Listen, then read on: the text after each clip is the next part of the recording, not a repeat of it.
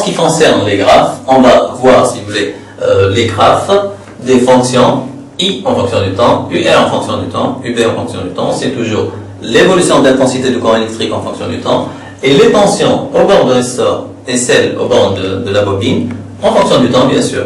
Donc là, on va rappeler les expressions. Donc là, j'ai expression. Donc expression. I de t égale IP. Rappelez-vous, ce terme-là, c'était R fois E sur R plus petit r. Donc on a remplacé ça tout simplement par IP. Facteur de 1 moins exponentielle moins t sur taux. D'accord? On a étudié ça, si vous voulez. Donc, lorsque t égale à 0, on aura exponentielle de 0, c'est 1. 1 moins 1, c'est 0. 0 fois IP, c'est 0. D'accord? Donc, lorsque t égale à 0, I égale à 0. C'est bien normal, puisque c'est l'établissement du courant. Donc, le courant va passer de 0 à une valeur constante. Lorsque le régime permanent s'établit, justement, lorsque t tend vers l'infini. T tend vers l'infini, exponentielle moins l'infini, on a dit que ça va tendre vers 0. 1 moins 0, c'est 1. Donc là, j'aurai quoi? IP. Donc, l'établissement du courant, à t égale à 0, I égale à 0. Et lorsque t tend vers l'infini, bien sûr, l'infini en physique, donc, lorsque le régime transitoire est terminé, on a une certaine valeur constante. Donc, cette valeur-là, c'est IP, et c'est égal à E sur R plus R. Rappelez-vous cette expression. D'accord? Et c'est une valeur constante. Donc qu'est-ce que j'ai là?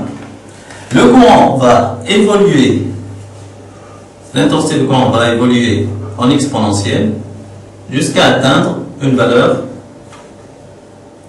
constante. Et ça va évoluer en exponentielle parce que là, on a la fonction exponentielle. Donc, rappelez-vous que c'est normal. Donc, ça reflète la réalité. Expérimentalement, lorsqu'on ferme l'interrupteur, le courant passe de 0 à une certaine valeur, mais progressivement. Rappelez-vous qu'on a parlé de si vous voulez, ce retard temporel.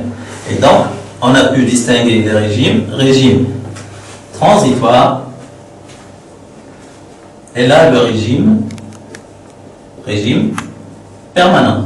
Donc, vous vous rappelez tout ça. Donc, c'est bien normal que l'étude théorique doit confirmer l'étude expérimentale. On va revoir la même chose ici, parce que là, c'est UR et là, c'est I. Rappelez-vous que UR et I sont proportionnels. Donc, on doit forcément trouver la même allure. Donc, l'évolution de UR en fonction du temps aura la même allure que I en fonction du temps, puisque c'est proportionnel. D'accord? La tension au bord d'un résisteur nous donne, si vous voulez, l'allure, ou bien c'est la même allure, la courbe a la même allure que l'évolution de l'intensité en fonction du temps. On va revoir ça ici, si vous voulez. Donc, pour t égale à 0, donc déjà l'expression UR de t égale à R fois IP, fois 1 moins exponentielle moins t sur taux. Donc, en appliquant la loi d'Ohm, si vous voulez. Donc, lorsque t égale à 0, là, j'aurai exponentielle 0, c'est 1, 1 moins 1, c'est 0, donc l'ensemble sera égal à 0. Donc, UR égale à 0, ça va commencer ici. Donc, UR égale à 0. Lorsque t tend vers l'infini, exponentielle moins l'infini va tendre vers 0, 1 moins 0, c'est 1. Donc, j'aurai R fois IP. Donc là, R fois IP qui n'est autre que URP. D'accord? Donc, et c'est une constante, si vous voulez. Donc là, lorsque t tend vers l'infini, j'ai une constante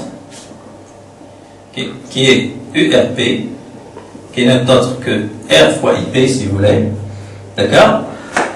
Et à t égale 0, on a 0. Donc, la tension au bord de la bobine va évoluer comme ça. Donc, j'ai toujours le même décalage. Faut faire attention, c'est le même décalage temporel.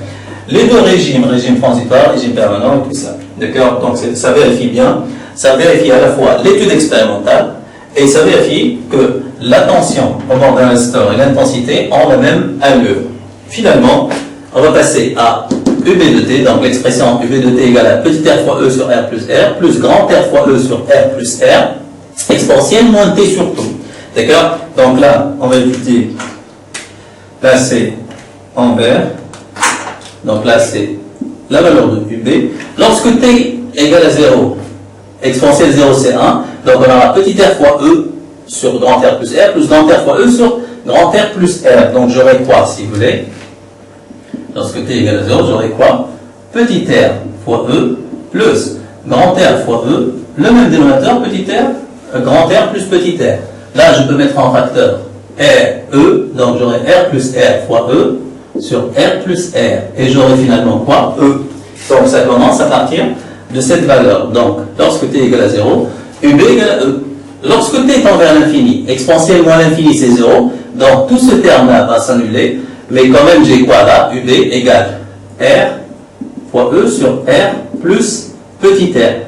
Je peux appeler ça UB, si vous voulez, lorsque t tend vers l'infini, c'est-à-dire le régime permanent, s'établit UBP. Ou bien je peux même l'écrire UB min, c'est-à-dire la valeur minimale de UB. Bien sûr, si la bobine est idéale, petit r sera nul, donc tout ce terme-là sera nul. D'accord? Donc, on va commencer, lorsque t égale à 0, on va commencer à partir de cette valeur qui est E. Et lorsque t tend vers l'infini, j'ai UBP. Donc, j'ai une certaine valeur constante là.